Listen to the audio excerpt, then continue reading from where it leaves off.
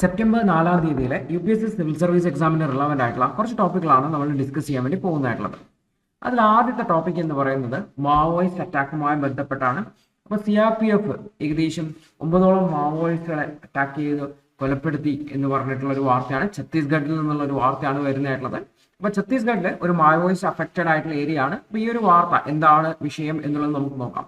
അപ്പോൾ anti Naxal operation Tuesday ചൊവ്വാഴ്ച നടത്തുകയും അതിന്റെ ഭാഗമായിട്ട് ദന്തേവാഡ ബിജപ്പൂർ ഡിസ്ട്രിക്റ്റില് ഛത്തീസ്ഗഡിലെ ദന്തേവാഡ ബിജപ്പൂർ ഡിസ്ട്രിക്റ്റിലെ മാവോയിസ്റ്റുകളെ അറ്റാക്ക് ചെയ്യുകയും ചെയ്തിട്ടുണ്ടായിരുന്നു. 9 മാവോയിസ്റ്റുകൾ കൊല്ലപ്പെടുകയും ചെയ്തു. അതിൽ 6 പേര് സ്ത്രീകളാണെന്ന് ഓർത്തുവെക്കണം. അപ്പൊ ടോട്ടൽ ഈ ഒരു വർഷം മാവോയിസ്റ്റുകളെ കൊലപ്പെടുത്തിയത് 150ലേക്ക് മാറിയിട്ടുണ്ട്, വർദ്ധിച്ചിട്ടുണ്ട്. അതായത് ഈ ഒരു പ്രദേശം മാവോയിസ്റ്റ് അഫക്റ്റഡ് ഏരിയ ആണ്. അവര് സാധാരണ ആൾക്കാരുടെ ജീവനും സ്വത്തിനും ഒക്കെ ഭീഷണിയായി മാറി, ഗവൺമെന്റ് പ്രോപ്പർട്ടീസിനൊക്കെ ഭീഷണിയായി മാറുമ്പോഴാണ് ഗവൺമെന്റ് അറ്റാക്ക് ചെയ്യേണ്ടതായിട്ടുള്ള ഇന്റേണൽ ആയിട്ടുള്ള ഇൻസർജന്റ് ഓപ്പറേഷൻസ് നടക്കുമ്പോഴാണ്. അപ്പൊ ഇവിടെ ഡിസ്ട്രിക്ട് റിസർവ് ഗാർഡുകൾ, അതുപോലെ Bastar fighters, central reserve police, ഇവരുടെ ഒരു ജോയിന്റ് ടീമാണ് ഓപ്പറേഷൻ നടത്തിയിട്ടുള്ളതെന്നും കൂടി ഓർത്തു വയ്ക്കേണ്ടതായിട്ടുണ്ട്. അപ്പോൾ സെക്യൂരിറ്റി ഫോഴ്സസ് ഈ ഒരു മാവോയിസ്റ്റുകളുടെ പ്രസൻസിൽ ഈ ഒരു മേഖലയിലേക്ക് പോയി അവിടെ അറ്റാക്ക് നടത്തുകയാണ് ചെയ്തിട്ടുണ്ടായിരുന്നതെന്ന് കൂടി ഓർത്തു വെക്കേണ്ടതായിട്ട്. അപ്പോൾ ആക്ച്വലി 2026 നമ്മുടെ രാജ്യത്ത് നിന്ന് നക്സലിസത്തെ എലിമിനേറ്റ് ചെയ്യുമെന്നും ഓൾറെഡി നമ്മുടെ യൂണിയൻ ഹോം മിനിസ്റ്റർ പറഞ്ഞിട്ടുണ്ടായിരുന്നു. അതിന്റെ ഒരു ഭാഗമായിട്ടാണ് ഈ ഒരു ഓപ്പറേഷൻസ് ഒക്കെ നടത്തുന്നതെന്ന് കൂടി ഓർത്തു വയ്ക്കേണ്ടതായിട്ട് ഉണ്ട്. അപ്പോൾ നമ്മുടെ രാജ്യത്തും ഇന്നും ഈ ഒരു നക്സലിസം അല്ലെങ്കിൽ മാവോയിസ്റ്റ് ആക്ടിവിറ്റീസ് പ്രത്യേകിച്ചും രാജ്യത്തിന്റെ ആഭ്യന്തര സുരക്ഷയെ ബാധിക്കുന്ന രീതിയിൽ നടക്കുന്നുണ്ട്. അതിനെ അഡ്രസ് ചെയ്യാൻ വേണ്ടിയിട്ടാണ്, ക്രാക്ക് ഡൗൺ ചെയ്യാൻ വേണ്ടിയിട്ടാണ് ഇത്തരത്തിലുള്ള ഓപ്പറേഷൻ നടത്തുന്നതെന്നും കൂടെ ഓർത്തു വയ്ക്കേണ്ടതായിട്ടുണ്ട്.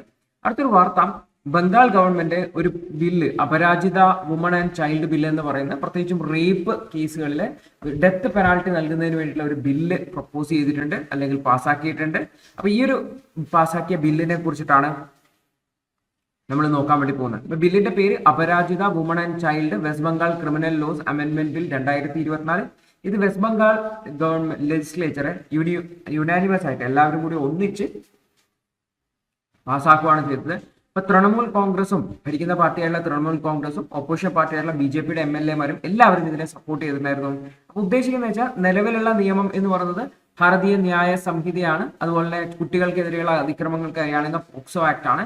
ഇവ രണ്ടിലെയും പണിഷ്മെന്റുകൾ വർദ്ധിപ്പിക്കുന്നു എന്നുള്ളതാണ് പ്രൊവിഷൻ ആയിട്ട് വെച്ചിരിക്കുന്നതെന്ന് കൂടി നോക്കാം.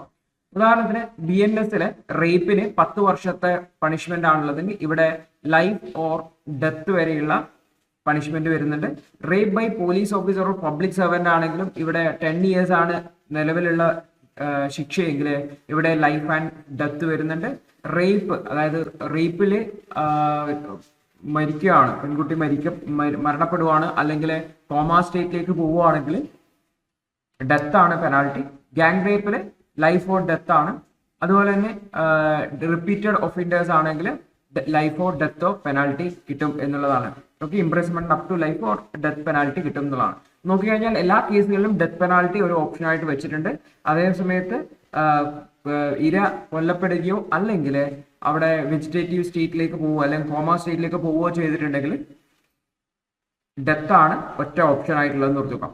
അപ്പൊ ഈ ഒരു ബില്ല്, അതായത് ഭാരതീയ ന്യായ സംഹിതയിലുള്ള പണിഷ്മെന്റിനെ എൻഹാൻസ് ചെയ്യാൻ വേണ്ടിയിട്ടാണ് ചെയ്യുന്നതായിട്ടുള്ളത്. ആക്ച്വലി ഭാരതീയ ന്യായ സംഹിത എന്ന് പറഞ്ഞാൽ മൊത്തം യൂണിയൻ രാജ്യത്തെ മൊത്തം ബാധിക്കുന്ന കേസാണ്. അതുകൊണ്ട് തന്നെ ഈ ഒരു ബില്ല് ഗവർണർ നേരെ ഒപ്പിടില്ല, അത് രാഷ്ട്രപതിക്ക് റിസർവ് ചെയ്യാനാണ് സാധ്യത. കാരണം രാജ്യത്തിന്റെ ഓവറോൾ കാര്യത്തെ ബാധിക്കുന്ന കാര്യമാകുമ്പോൾ രാഷ്ട്രപതിക്ക് റിസർവ് ചെയ്യാൻ വേണ്ടിയിട്ട് ഉള്ള എന്ന് ഓർത്തുവെക്കാം. അപ്പൊ ഈ ഒരു വിഷയത്തില് റേപ്പ് കേസുകൾ മറ്റുമൊക്കെ 21 ദിവസത്തിനുള്ളിൽ അന്വേഷിച്ച് ഇനീഷ്യൽ റിപ്പോർട്ട് നൽകണം എന്നാണ് പറഞ്ഞിട്ടുള്ളത്. റീസെന്റ് ആയിട്ട് കൊൽക്കത്തയിൽ നടന്നിട്ടുള്ള RG കർ മെഡിക്കൽ കോളേജിൽ നടന്നിട്ടുള്ള റേപ്പ് കേസുമായി ബന്ധപ്പെട്ടാണ് ഇത്തരത്തിലുള്ള ഒരു ബില്ല് ഇൻട്രൊഡ്യൂസ് ചെയ്തിട്ടുള്ളത്. പ്രത്യേകിച്ചും അവിടെ ഒരു ഡോക്ടർ റേപ്പ് ചെയ്ത് മർഡർ ചെയ്യപ്പെടുന്ന സാഹചര്യം ഉണ്ടായിട്ടുണ്ട് എന്ന് ഓർത്തുക. അപ്പൊ എന്തായാലും സെൻട്രൽ ഗവൺമെന്റ് അല്ലെങ്കിൽ രാഷ്ട്രപതി എങ്ങനെയാണ് ഇതിനോട് റെസ്പോണ്ട് ചെയ്യുന്നതെന്നനുസരിച്ചിരിക്കും ഇതിന്റെ ഔട്ട്കം എന്നുകൂടി ഓർത്തുവയ്ക്കേണ്ടതായിട്ട്. അപ്പൊ നമ്മുടെ രാജ്യത്തിനെ സംബന്ധിച്ചുള്ള വേൾഡ് ബാങ്കിന്റെ ഫോർകാസ്റ്റ് പബ്ലിഷ് ചെയ്തിട്ടുണ്ട്. വേൾഡ് ബാങ്ക് ഇന്ത്യയുടെ എക്കണോമിക് ഗ്രോത്ത് പ്രൊജക്ഷൻ 2024-25 ഈ സാമ്പത്തിക വർഷം 7% പ്രൊജക്ട് ചെയ്തിട്ടുള്ളത്. അടുത്ത വർഷം 25-26 6.7%, 26-27 6.7% പ്രൊജക്ട് ചെയ്തിട്ടുള്ളതും കൂടെ ഓർത്തു വയ്ക്കേണ്ടതാണ്. ആക്ച്വലി നമ്മൾ നോക്കിക്കഴിഞ്ഞാൽ വേൾഡ് ബാങ്കിന്റെ ഈ ഒരു പ്രൊജക്ഷൻ എന്ന് പറഞ്ഞു കഴിഞ്ഞാൽ IMF-ന്റെയും ഏഷ്യൻ ഡെവലപ്മെന്റ് ബാങ്കിന്റെയും ഒക്കെ പ്രൊജക്ഷൻസുമായിട്ട് മാച്ച് ചെയ്യുന്നതാണ്. നമുക്ക് നോക്കാം എന്താണ് ഈ ഒരു സാഹചര്യം, ഇത്തരത്തിലുള്ള ഒരു പ്രൊജക്ഷൻ എന്ന്. അപ്പോൾ വേൾഡ് ബാങ്ക് ഇന്ത്യൻ എക്കണോമിയുടെ പ്രൊജക്ഷൻ 7% ഉയർത്തിയിട്ടുണ്ട്. അതായത് നിലവിലത്തെ എസ്റ്റിമേറ്റ് 6.6%, അതിൽ നിന്നാണ് 7% ഉയർത്തിയിരിക്കുന്നത്. അത് നമ്മുടെ എക്കണോമി നന്നായിട്ട് മുന്നോട്ട് പോകും എന്ന് തന്നെയാണ് പറയുന്നത്.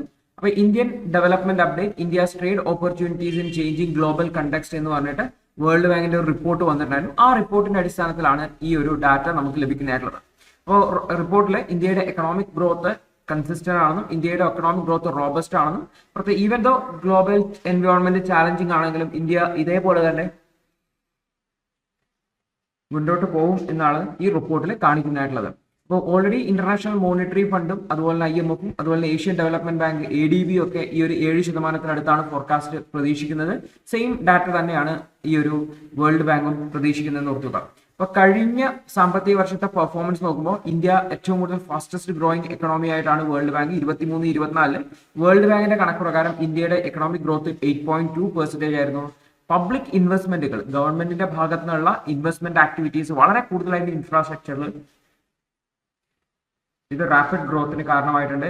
അതുപോലെ തന്നെ ഹൗസ് ഹോൾഡ് ഇൻവെസ്റ്റ്മെന്റുകളും കാര്യമായിട്ട് കൂടിയിട്ടുണ്ട്. റിയൽ എസ്റ്റേറ്റും മറ്റുമൊക്കെ എക്കണോമിനെ നന്നായിട്ട് ബൂസ്റ്റ് ചെയ്യുന്നുണ്ട്. മാനുഫാക്ചറിംഗ് സെക്ടറും കാര്യമായിട്ടുള്ള ഗ്രോത്ത് 9.9% ഗ്രോത്ത് കാണിച്ചിട്ടുണ്ട്. സർവീസ് സെക്ടർ വളരെ റെസിലിയന്റ് ആണ്, വളരെ പവർഫുൾ ആണ്. അപ്പൊ ആക്ച്വലി അഗ്രികൾച്ചർ ആണ് അണ്ടർ പെർഫോം ചെയ്യുന്നത്. അതിനെ കോമ്പൻസേറ്റ് ചെയ്ത് പ്രവർത്തിക്കുന്നത് ഇന്ത്യയിൽ ഈ ഒരു സർവീസ് സെക്ടർ ആണ് എന്നും വേൾഡ് ബാങ്ക് പറയുന്നുണ്ട്. എംപ്ലോയ്മെന്റ് ആണ് പ്രധാനമായിട്ടും ഒരു കൺസേൺ ആയിട്ട് നമ്മൾ പറയാറുള്ളത്. ഇന്ത്യയിൽ അർബൻ അൺഎംപ്ലോയ്മെന്റ് മെല്ലെ മെല്ലെ വർദ്ധിച്ചു വരികയാണ് എന്നുള്ള ഒരു കാര്യം, അതായത് പാൻഡമിക്കിന് ശേഷം നഗരപ്രദേശങ്ങളിൽ അൺഎംപ്ലോയ്മെന്റ് വർദ്ധിക്കുന്നുണ്ട് എന്നുള്ളതാണ്. അതുപോലെ ഫീമെയിൽ അർബൻ അൺഎംപ്ലോയ്മെന്റ് കുറഞ്ഞിട്ടുണ്ട് എന്നും 8.5%ലേക്ക് കുറഞ്ഞിട്ടുണ്ട് എന്നും വേൾഡ് ബാങ്കിന്റെ റിപ്പോർട്ടിൽ പറയുന്നുണ്ട്. അപ്പോൾ അതേസമയത്ത് യൂത്തിന്റെ അൺഎംപ്ലോയ്മെന്റ് വളരെ ഹൈ ആണ്, 17% അർബൻ യൂത്തിന്റെ അൺഎംപ്ലോയ്മെന്റ് റേറ്റ് വരുന്നത് എന്നുള്ളതാണ്. ഇനി പോവേർട്ടി അതുപോലെ ഇൻഫ്ലേഷൻ നോക്കിക്കഴിഞ്ഞാൽ ഇന്ത്യക്ക് നല്ല സ്ട്രോങ് ആയിട്ടുള്ള ഗ്രോത്ത് പെർസ്പെക്റ്റുകളുണ്ട്.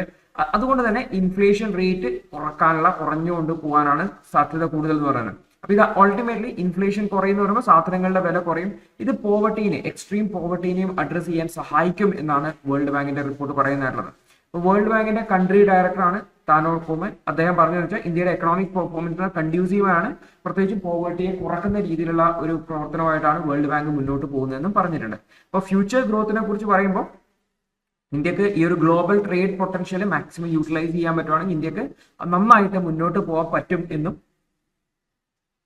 വേൾഡ് ബാങ്ക് പറയുന്നുണ്ട്. IT ആയിക്കോട്ടെ, ബിസിനസ് സർവീസസിലായിക്കോട്ടെ, ഫാർമസ്യൂട്ടിക്കൽ ആയിക്കോട്ടെ, ഇന്ത്യക്ക് കുറെ കൂടി ഡൈവേഴ്സ് ചെയ്ത് എക്സ്പോർട്ട് ബാസ്ക്കറ്റുകൾ വർദ്ധിപ്പിച്ചുകൊണ്ട് കൂടുതൽ എക്സ്പോർട്ട് ഐറ്റംസ് ചെയ്തുകൊണ്ട് ടെക്സ്റ്റൈൽസ് ആയിക്കോട്ടെ, അപ്പാരൽ ആയിക്കോട്ടെ, ഫുഡ്വെയർ ആയിക്കോട്ടെ, ഇലക്ട്രോണിക്സ് ആയിക്കോട്ടെ, ഗ്രീൻ ടെക്നോളജി ആയിക്കോട്ടെ തുടങ്ങിയിട്ടുള്ള കൂടുതൽ പ്രൊഡക്റ്റുകൾ എക്സ്പോർട്ട് ബാസ്ക്കറ്റിൽ ഉൾപ്പെടുത്തി ഇന്ത്യക്ക് ട്രേഡ് വർദ്ധിപ്പിച്ച് മെച്ചപ്പെടുത്താം. അതുപോലെ അഗ്രികൾച്ചറിന്റെ റിക്കവറി വേണ്ടതായിട്ടുണ്ട്. അതേപോലെ തന്നെ ഇൻഡസ്ട്രി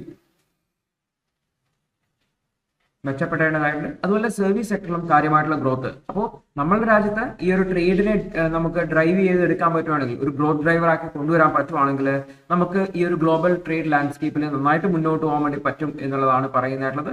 ഈവൻ ദോ നമ്മൾ ഒരു പ്രൊട്ടക്ഷനിസ്റ്റ് മൂവ്മെന്റുകൾ പല രാജ്യങ്ങളുടെ ഭാഗത്തുനിന്നും ഇന്ത്യയുടെ ഭാഗത്തുനിന്നും ഒക്കെ നമുക്ക് കാണാൻ പറ്റിയിട്ടുണ്ടെങ്കിൽ പോലും, അതായത് എക്സ്പോർട്ടിനെ മിനിമൈസ് ചെയ്യുന്ന രീതിയിൽ അല്ലെങ്കിൽ ഇമ്പോർട്ടിനെ കുറക്കുന്ന രീതിയിലുള്ള സ്റ്റെപ്പുകൾ കാണാൻ വേണ്ടി പറ്റിയിട്ടുണ്ടെങ്കിൽ പോലും അത് കൃത്യമായിട്ട് പക്ഷേ ഈ ഒരു സാഹചര്യത്തിലൊക്കെ ഇന്ത്യക്ക് പ്രവർത്തിക്കാൻ പറ്റിയിട്ടുണ്ട്. അപ്പോൾ ഈ ഒരു രീതിയിൽ തന്നെ കണ്ടിന്യൂ ചെയ്യാൻ പറ്റുവാണ്, ട്രേഡിനെ മെച്ചപ്പെടുത്താൻ ശ്രമിക്കുകയാണെങ്കിൽ നമ്മുടെ രാജ്യത്തിന് നല്ല ഭാവി ഉണ്ട് എന്നാണ് പറയുന്നത്. അപ്പോൾ ഇത്തരത്തിലുള്ള എക്സ്പോർട്ട് ടാർഗറ്റുകൾ അച്ചീവ് ചെയ്യുന്നതിനെ കുറിച്ച് റെക്കമെൻഡേഷൻസും നൽകിയിട്ടുണ്ടായിരുന്നു. ഒന്ന് ട്രേഡ് കോസ്റ്റ് കുറക്കുക എന്നുള്ളതാണ്. അതായത് ഇങ്ങനെ എക്സ്പോർട്ടും ഇമ്പോർട്ടും ഒക്കെ ചെയ്യുമ്പോഴുള്ള ട്രേഡുകൾ കോസ്റ്റ് കുറക്കാൻ വേണ്ടി ശ്രമിക്കുക. അതുപോലെ പലതരത്തിലുള്ള ട്രേഡ് ബാരിയേഴ്സ്, കോട്ട ബാരിയർ അങ്ങനെയുള്ള ബാരിയേഴ്സ് വെച്ചിട്ടും ഇത്തരത്തിലുള്ള ബാരിയേഴ്സിനെ ലിമിറ്റ് ചെയ്യണം. രാജ്യങ്ങളുമായിട്ടുള്ള ട്രേഡ് റിലേഷൻസ് മെച്ചപ്പെടുത്തണം. കൂടുതൽ രാജ്യങ്ങളുമായിട്ട് ചർച്ചകൾ ചെയ്ത് ട്രേഡ് ഇന്റഗ്രേഷൻ ചെയ്യണം. ഗ്ലോബൽ എക്കണോമി ആയിട്ട് ട്രേഡിനെ ലിങ്ക് ചെയ്യുന്ന രീതിയിലുള്ള സ്റ്റെപ്പുകൾ എടുക്കണം എന്നും പറഞ്ഞിട്ടുണ്ട് എന്ന് ഓർത്തു വയ്ക്കേണ്ടതായിട്ട്. അടുത്തൊരു വാർത്ത ആർട്ടിഫിഷ്യൽ ഇന്റലിജൻസിന്റെ ഗവേണൻസുമായി ബന്ധപ്പെട്ടാണ്. അപ്പോൾ ആർട്ടിഫിഷ്യൽ ഇന്റലിജൻസിനെ എങ്ങനെയാണ് ഗവേണൻസ് ഉപയോഗിക്കേണ്ടത് അല്ലെങ്കിൽ എങ്ങനെയാണ് അതിനെ കൺട്രോൾ ചെയ്യേണ്ടത് എന്നതിനെ സംബന്ധിച്ച് അന്താരാഷ്ട്ര തലത്തിലെ പല ചർച്ചകൾ നടക്കുന്നുണ്ട്. അപ്പോൾ UN-ന്റെ നേതൃത്വത്തിലുള്ള ഒരു ചർച്ച ഈ ഒരു മാസം നടക്കാൻ പോകുന്നത്. അതുമായി ബന്ധപ്പെട്ടുകൊണ്ടാണ് ഈ ഒരു ആർട്ടിക്കിൾ വന്നിട്ടുള്ളത്. അപ്പോൾ നമുക്ക് നോക്കാം എന്താണ് ഈ ഒരു AI ഗവേണൻസുമായി ബന്ധപ്പെട്ടാണുള്ളത്. ദി ഹിന്ദുവിന്റെ ഇന്നത്തെ വിശകലനം കണ്ടതിന് നന്ദി. നിങ്ങൾക്ക് ഇത് സഹായകരമായെന്ന് വിശ്വസിക്കുന്നു. ഇന്നത്തെ ബാക്കിയുള്ള വാർത്തകളുടെ വിശകലനത്തിനു വേണ്ടി ഞങ്ങളുടെ ന്യൂസ് അനാലിസിസ് ക്ലാസ്സിൽ ജോയിൻ ചെയ്ത് പഠിക്കാവുന്നതാണ്.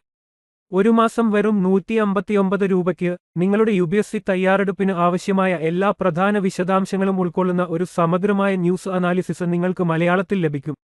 കൂടാതെ സിവിൽ സർവീസിനു വേണ്ടിയുള്ള ജനറൽ സ്റ്റഡീസ് ക്ലാസുകൾ കൂടി മലയാളത്തിൽ മനസ്സിലാക്കി പഠിക്കാൻ ഞങ്ങളുടെ ലേണേഴ്സ് അൺലിമിറ്റഡ് ക്ലാസ്സിൽ ജോയിൻ ചെയ്യാം. മാസം വെറും 1500 രൂപയ്ക്ക്.